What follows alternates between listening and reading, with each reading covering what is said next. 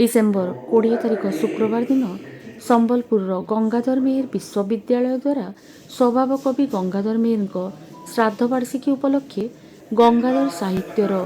सांगीतिकता कार्यक्रम अपराह्न 3:30 गंगाधर मेहेर विश्वविद्यालय ठारे अनुष्ठित हो जाइछि। एही कार्यक्रम रे विशिष्ट अतिथि भाव में कुलपति प्रोफेसर एन नागराजु, कुलसचिव सनत कुमार नायक, उपकूल सचिव डॉक्टर उमाचरण पति, इंग्राजी विभागर सहकारी professor doctor Muralidhar Sharma, PG council अध्यक्ष डॉक्टर ज्ञानरंजन स्वाई, आकाशवाणी एवं दूरदर्शन पूर्वतन सहकारी निर्देशक पद्मलोचन दास, भीमभोई चेयर अध्यक्ष डॉक्टर प्रदीप कुमार पंडा, आकाशवाणी संबलपुर कार्यक्रम निष्पादक संतोष पिंग आदि योगदान करथिले। अध्यापक मोहन साहू कार्यक्रम संयोजना करथिले एवं सांगीतिक उपस्थापना एवं वर्णना प्रफुल्ल कुमार मित्र करथिले। आज भी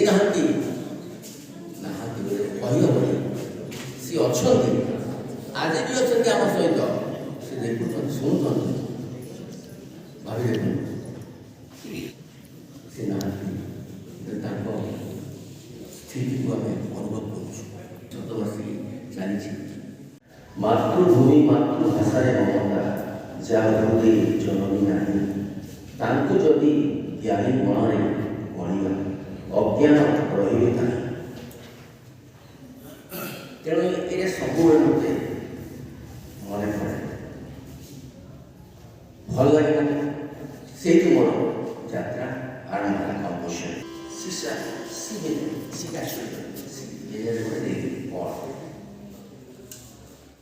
मूड आसला मत विश्व तृतीय दिवस में चतुर्थ पंचम 6-7 दिन पर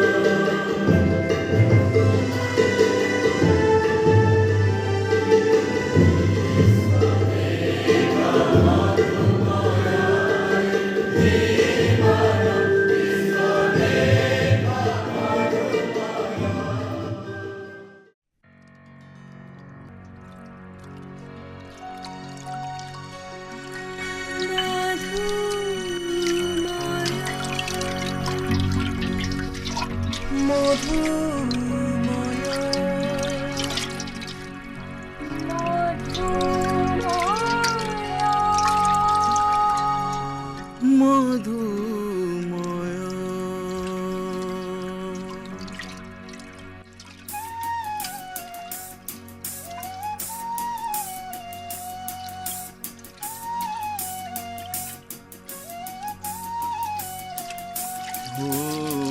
विश्व देख मधुमय विश्व देख मधुमय विश्व देख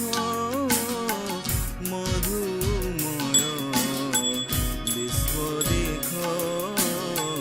मधुमय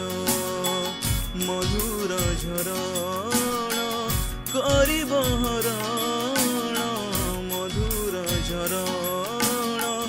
करिब हरण तो पाप मरण भय जीवन विश्व देख मधुमय विश्व देख